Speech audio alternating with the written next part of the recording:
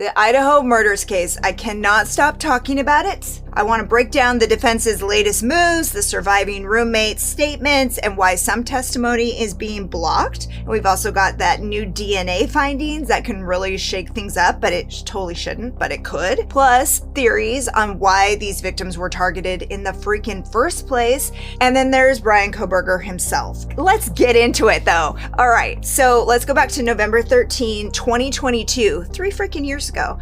Madison Mogan, Kaylee Gonsalves, they get home around 2. Ethan Chapin, Xana Kernodle are home around the same time. Bethany Funk and Dylan Mortensen, they're already home. Bethany's in a room on the bottom floor. Dylan's on the middle floor, same level as Xana and Ethan. Madison and Kaylee are upstairs.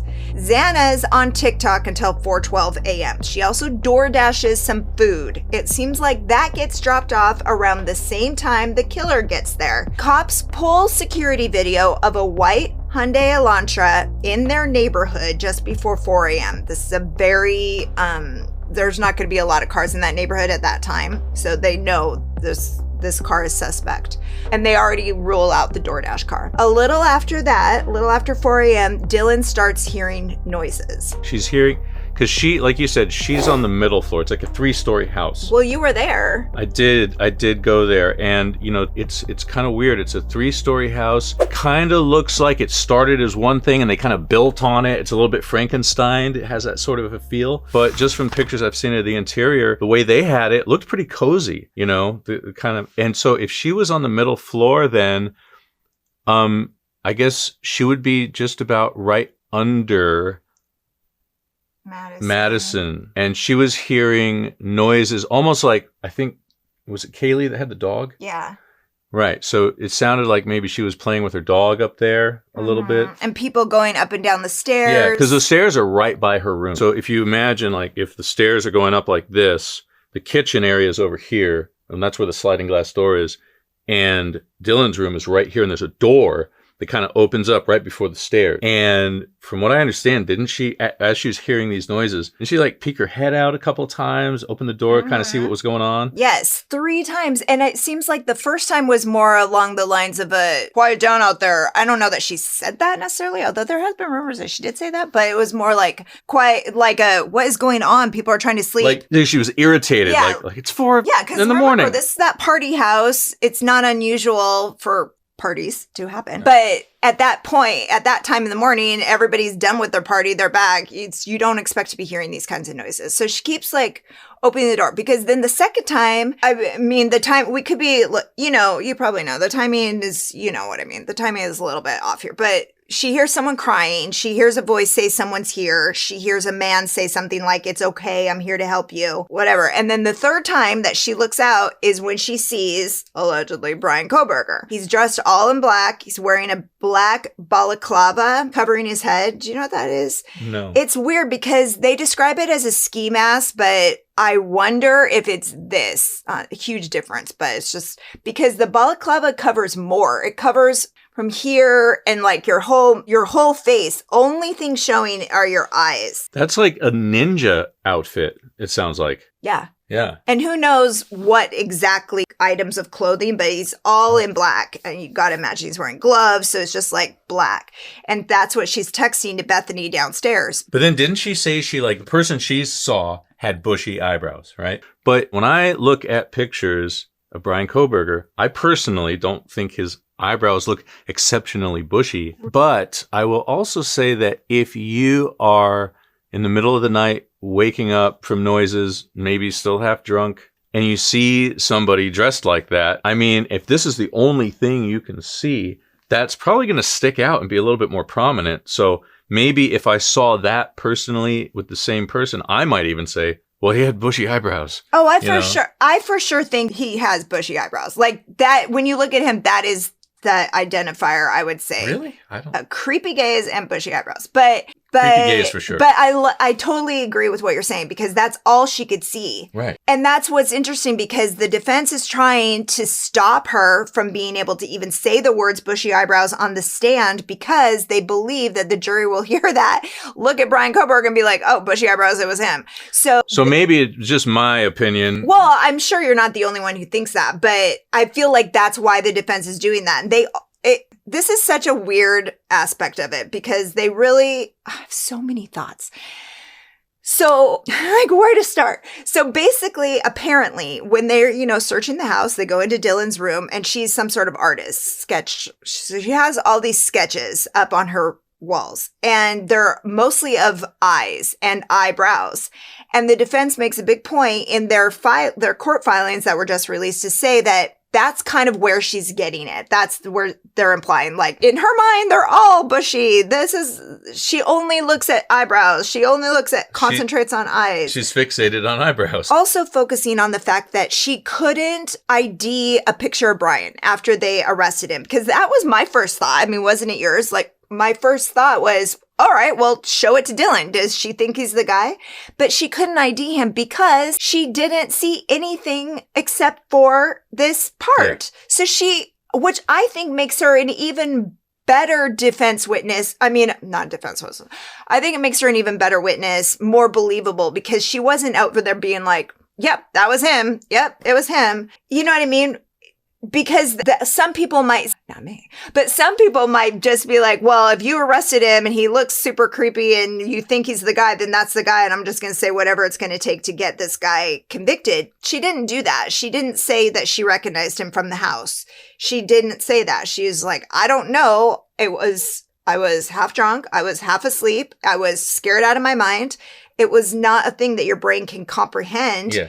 So she couldn't sit down with the police sketch artist and come up with anything because she only saw this part. Yeah, that makes sense. I don't see how anybody could only see that part and be able to then look at a picture, especially how much longer, how many days had passed between the time she said she saw him and she looked at the picture. I think, what was it, 7 weeks? Oh, really? Because, they caught him pretty fast, considering that they didn't really have any real evidence, except, of course, what they got, but which was obviously the best evidence they could have had. But I think it was pretty fast. I think that's a stretch to be able to, first of all, just ID anybody based on just the eyes and the eyebrows, I think. Especially not in the dark, in a half-lit house, with only twinkle lights for light. Yeah. I mean, it's just impossible. But she did pretty well. And that's the part that the prosecution is really focusing on, to point out that in every police interview, there were weird things said that we're going to get into, but her core description never changed. He was white. He was taller than her, and she's tall. So he's, over 5'10", and not skinny, but not, jacked. He's like athletic build. And the eyebrows, and you look at Bryan Kohberger, and I'm sorry, but he totally, obviously a lot of people match that description, but the guy that they caught really does match that description. Yeah. So, I don't know. But the defense is also trying to ban the words, are you ready for this? Murder, psychopath, and sociopath.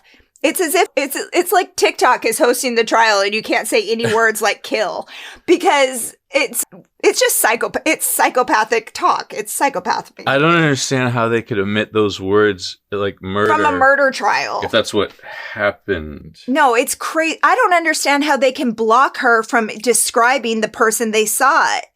She saw it. Doesn't matter. Well, did they say they're going to omit those words? I mean, they're just trying to do. But they're just, over the last 3 years, they've been throwing every legal thing they can at this to just drag it out. They're doing their job. Yeah, they're doing their job. So also really quick, because I think this is such a weird detail that came out in these court filings. So she has said that she's had lucid dreams about being chased or kidnapped since high school. Isn't that weird?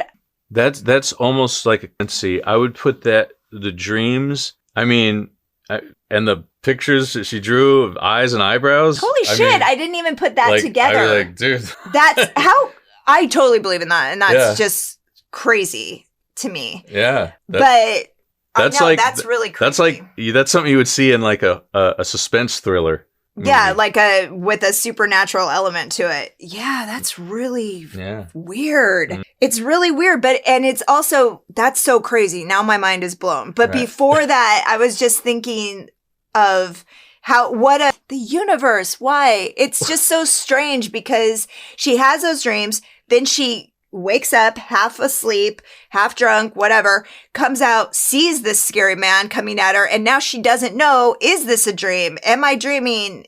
And then afterwards, when the cops are asking about it, she says that. I have these dreams. I don't know if it was a dream. I don't know what's real and what's not. But I feel like she's honestly not giving herself that much credit because look at the guy. You did pretty good on a description as far as what you could see and that you were half asleep and all of this. But because of the clairvoyant, that's wild. That blows my mind. Because she's had lucid dreams all the time. So I would imagine that the further away she gets from this time period that probably only lasted a couple of seconds, the more it's open for her to question herself. Was I dreaming? Yes. Yeah, it's so weird that the mind must be putting it all back into that sort of, that's crazy. But what about, so there's a couple things I'm just kind of wondering about if this was a dream or if it was real. Did she ever say, I mean, she saw him, but did he see her? I don't know. That's weird. I mean, she said he looked right at her, but he just kept going. Maybe he was... Well, I feel like I do kind of have a theory about this that I'll talk about later because it's part of something else. But I also heard that there was some kind. Tell me about there's some kind of vacuum cleaner. Oh my gosh. Okay. Why aren't more people talking about this? Because I feel like this is also such a weird detail. So it didn't come up in her first police interview. I think it was maybe the second or the third. And she told the officer that he was carrying what she thought in her mind, the way she could describe it was a vac type object that he was carrying. No, not like a Hoover, but maybe in my mind, I'm thinking like a dustbuster. Like she thought it was something, and the internet has thoughts, and I completely agree. So people have been saying, well, maybe it was, maybe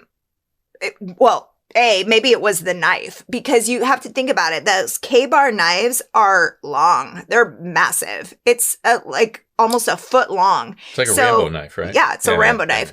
And we know it does not have the sheath on it. So like he's carrying something, and she thinks in her crazed mind that it's like a dustbuster, or like one of those one of those attachments that you can get in the crevices, so they're kind of like long and narrow. Yeah, like a dustbuster. Well, no, yes, but also no. Okay. That's one option. But the attachment.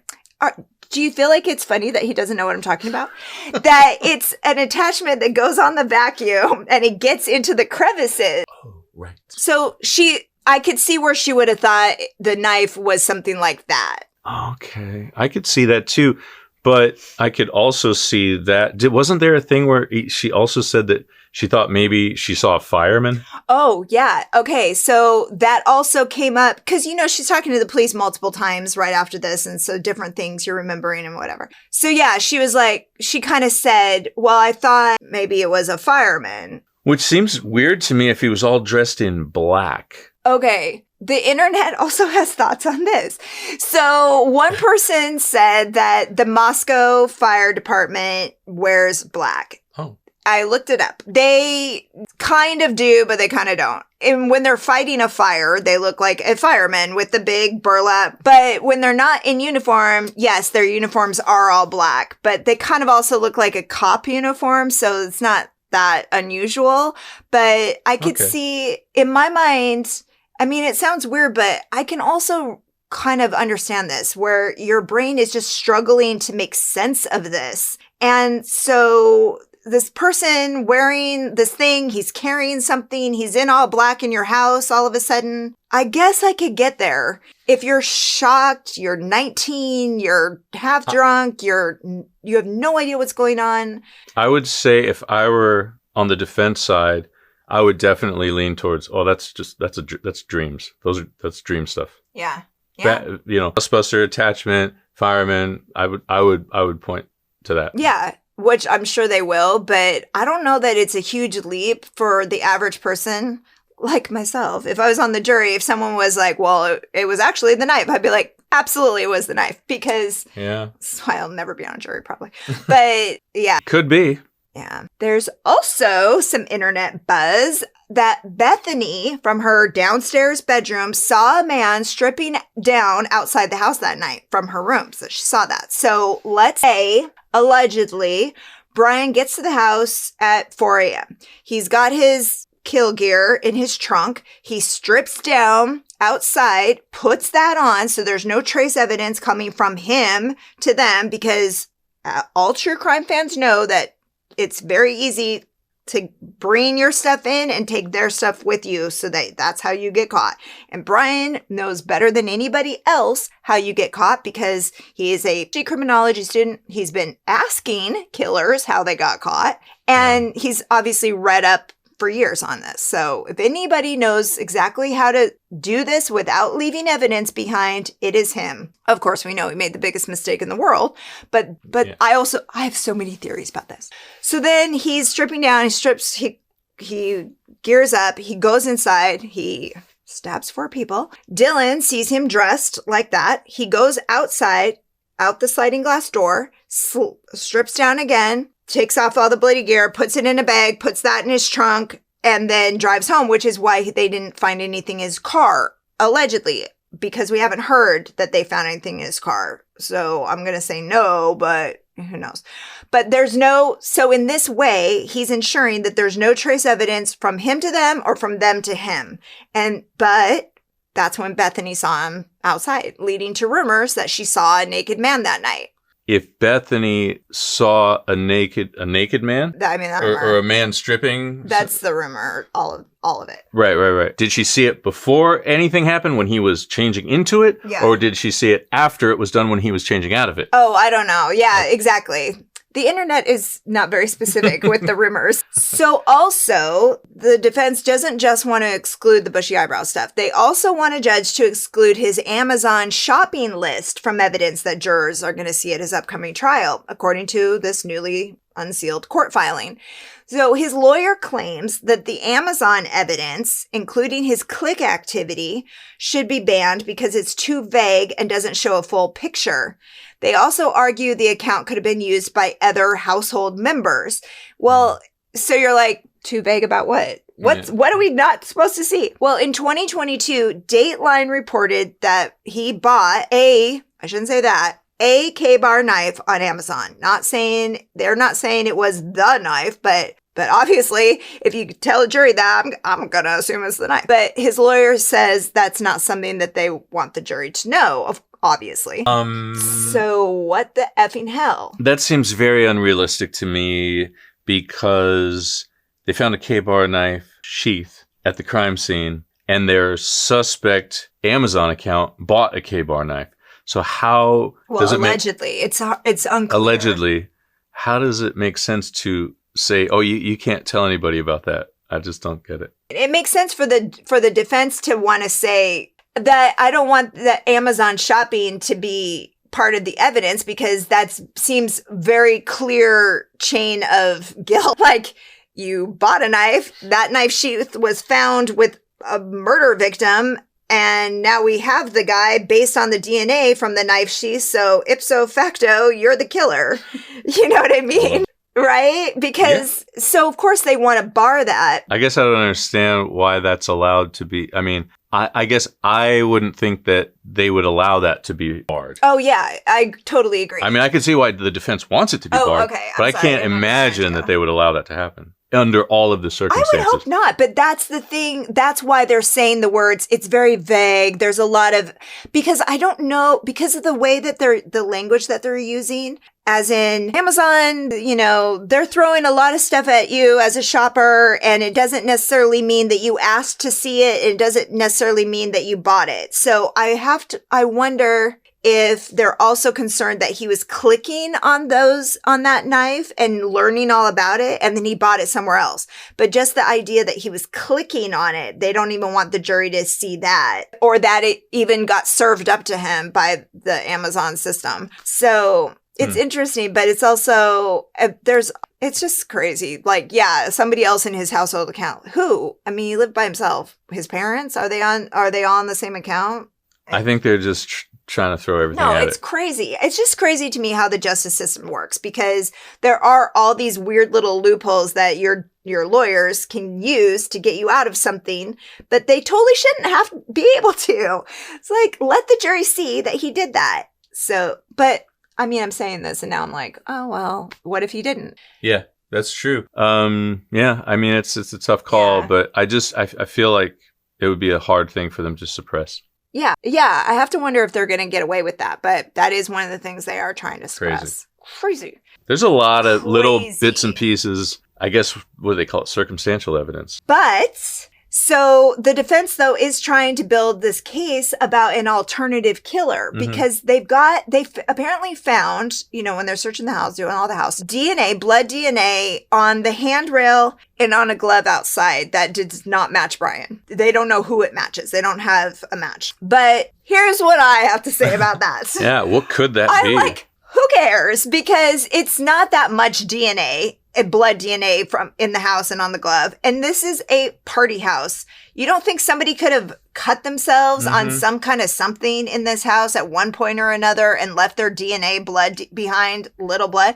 Because let's say you are a killer and you've killed 4 people and you're probably pretty bloody and you're not leaving any of your blood behind because you're all geared up like Dexter going to a crime scene, but you just leave a tiny bit. No way. If that is the killer's blood DNA, then you would expect there to be more of it versus it's a more innocent explanation to say there's only a small bit. And so that was just somebody at this party house. Yeah, I could totally see that with a bunch of college kids in their early 20s. Oh, God, of course. Yeah, no question. No question in my mind at all. And the idea that, his whole thing was trying to pull this off and so he would never be caught. So he is wearing, I imagine, every piece that you could wear so as not to leave anything behind. His whole head's covered. Everything's covered here. Gloves, Except he left the knife sheath. Yes, that's the thing. That's what's so twisted, with all the preparation. Yeah, with all the preparation, because you don't know how it's really going to be to actually kill somebody if this was his first time. Right, but wasn't there other DNA found under Madison's fingernail? God. Didn't they say? I heard. That just came out, too. Yeah, I think I read there's 3 different people's DNA under her fingernails, which I believe one of them was hers, right? Mm-hmm. So what are the other? What do we know about the other 2? I don't know that they've been able to match those either, but it's not. They're acting like that's a huge bombshell, could mean everything for the defense's, theory that there's an alternative killer. But I don't, and that could be, but in my mind, I'm like, who cares? But did they test this DNA against Kohberger? Yeah, it's not him. Well, it was inconclusive. Inconclusive, right. So, but then I thought I read that but this is the defense saying they tested it again and it's not him. So maybe that's not true. Maybe it's just inconclusive and that's a good thing. Well, it is, but I also read that they don't even want it to be mentioned that the DNA is, inconclusive. I think they would only want it to be mentioned if it was an absolute no. not him. But I think what I read was that they don't want anyone in court saying they tested the DNA and it's inconclusive because that raises suspicion. Well, we don't know. Interesting. Yeah. Okay, I hadn't gotten that deep into that aspect. So that's good. That's interesting. But then it sounds like, so they're just kind of holding it out there as a possible mystery person or persons that could have done this instead of the defense is just looking for but there's no way that they'd be able to put that up in court and then not say that because it's a natural question, did you test it against the man sitting right there? What did that come back as? They have to say. Sure. But that's interesting. I wonder how that will shape things.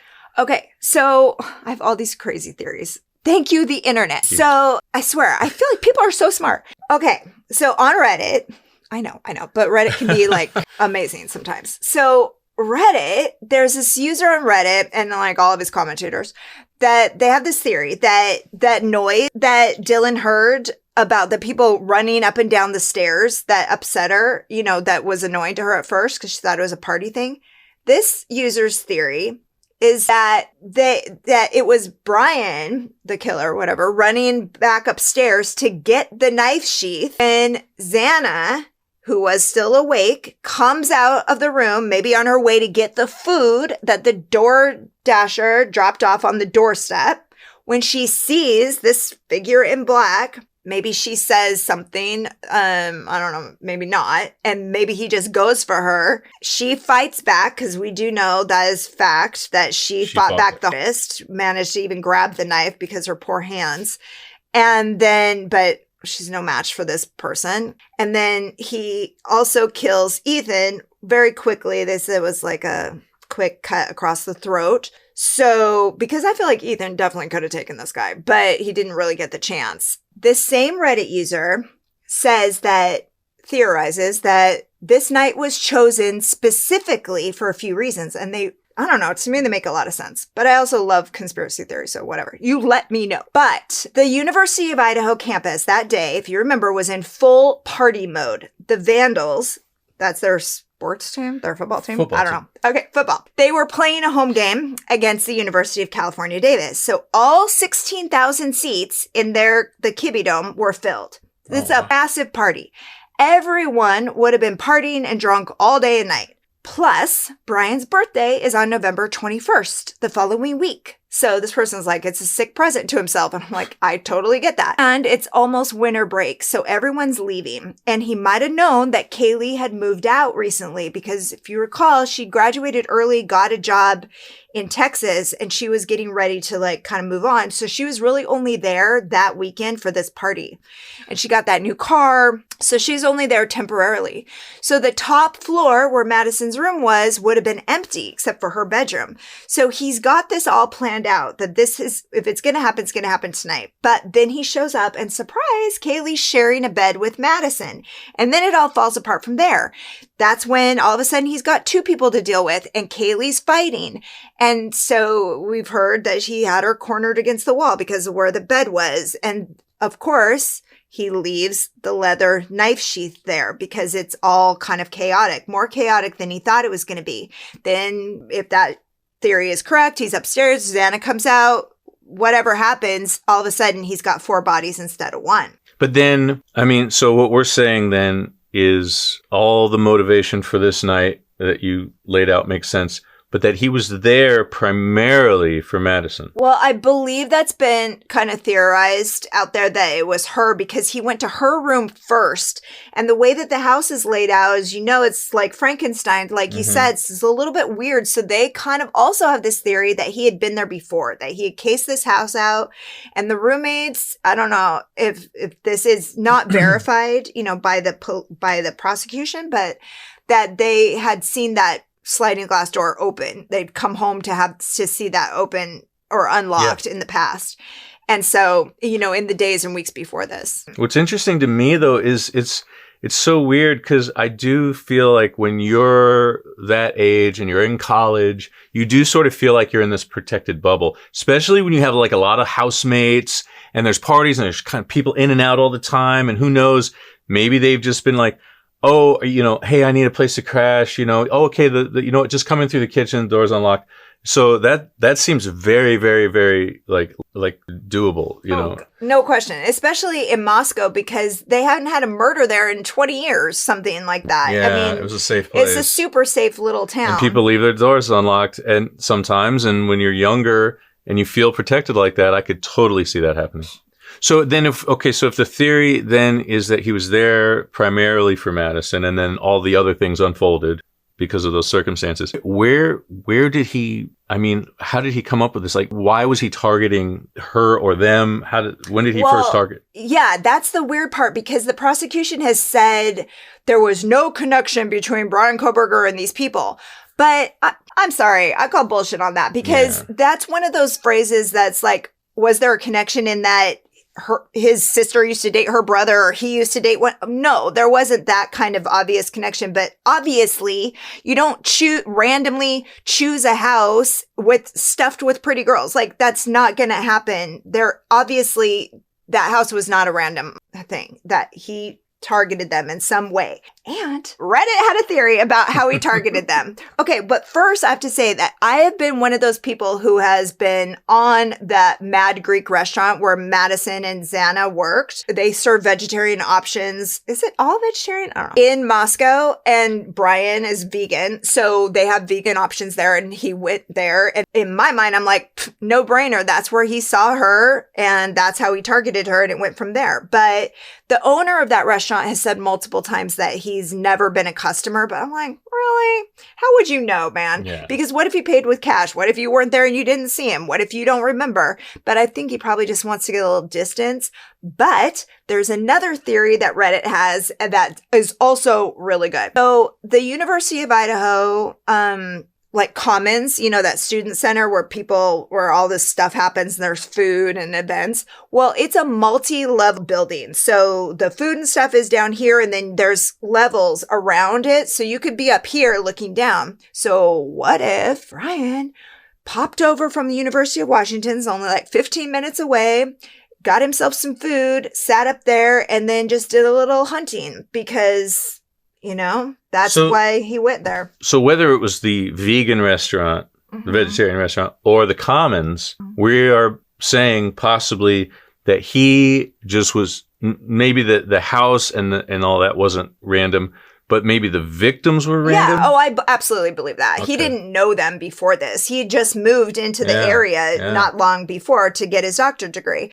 So, you know, my understanding is that if he were to get the death penalty in this, that it could or would happen by firing a squad. That's why they're pulling out the autism cards. This is interesting because whether or not Bryan Kohberger is autistic, I do not know. But the defense is saying they've had their doctors check him over and they have given him that diagnosis. And they are using that diagnosis to say that's why he has an intense gaze. That's why his facial expressions don't always match the circumstances. That's why all of his body movements. So they're trying to say that for a few reasons, it sounds like, so that the jury doesn't look at him and see him acting this way and automatically assume that he's acting that way because he's a killer, that there is a reason for that. And also if he does, it's like they're hedging their bets. But if you do look at him and assume he's a killer and convict him, you can't give him the death penalty because you can't execute a mentally disabled person. Autism, I guess, would fall into that category. But there's so much to say about this. First of all, this is the first time we've ever heard that word come up in a real official way in relation to him. So I have to wonder, is this a diagnosis that he's ever had before? Because he comes from a family that seemed very engaged, and his sister was a mental health professional. So it would have shown up on his record somewhere. Yeah, you would have assumed that he would have already been diagnosed with this, and this is already, he coming into it, we would already have this information. But I've never seen this before, except until now. The other thing I think that's interesting is that, you know, setting that up for the jury to say, hey, look, if he looks weird, you know, this is because he's got autism. And honestly, I would have to imagine that a lot of people, jurors included, if they're looking at somebody that they know has autism, they wouldn't really know what they were supposed to see or not see. So anything he does, they could just say, oh, well, you know, he has autism. Yeah, which I feel like, thing. I know. I don't know how I feel about that. Because if he really does have autism, then okay, but also who cares? Because being autistic doesn't obviously make you a killer. No. And so you can be, all these things can be true. And you can be a creepy killer and be autistic, and the things have nothing to do with each other. So, but they're just saying that, is it the law that you can't put an autistic person? Okay. Well, no, I don't know about autistic specifically, but you can't put a mentally disabled person can't be executed. Okay. Because Idaho, remember, doesn't have an insanity plea.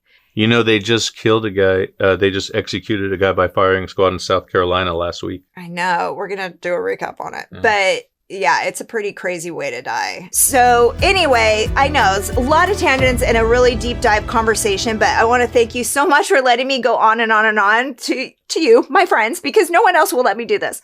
Well, there is a lot to cover. So yeah, that accounts for all of that. Thank you again for coming. It's great to see you. Love having you here. See you soon.